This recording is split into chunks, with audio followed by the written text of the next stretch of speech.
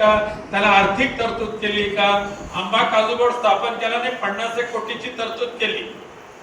आम्ही म्हटलं करायचं असेल तर निदान 1000 कोटीची तर करा.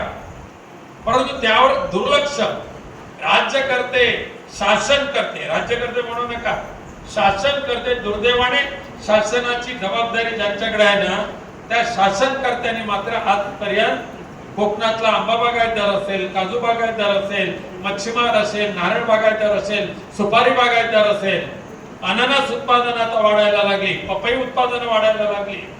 पण आम्ही फक्त कोकण महोत्सव घेतो, त्याच्यामधले काय तेवढी जेवढी काय विक्री होते त्याच्यावर आमची समाधान.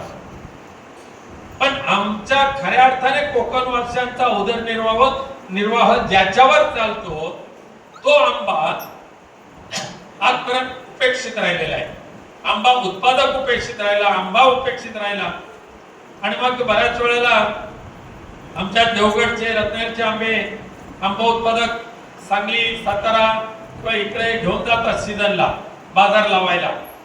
साहजिकच आहे, स्थानिक त्यांना विरोध करतात, आम्हाला मध्ये पडावं लागतं. मग त्यावेळेला तिथे त्यांचा व्यापार बसतो आणि तिकडे ज्या वेळेला जातात त्यावेळेला खऱ्या अर्थाने त्यांना चांगलं उत्पादन मिळतं. परंतु दुसऱ्या दुर्दैवाची गोष्ट अशी आहे, कोकणावर सातत्याने येणारी नैसर्गिक आपत्ती हे आमच्या आंबा काजू उत्पादनावर खूप मोठा विपरीत परिणाम घेऊन जातो.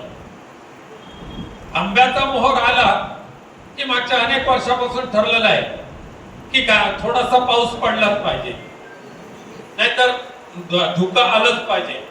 आजपर्यंतचा इतिहास असा आहे की कोकणामध्ये प्रथमच 5 किलोची एवढी मोठी गार आमच्या मालवण तालुक्यातल्या देवली नावाच्या गावामध्ये पडली. 5 किलो.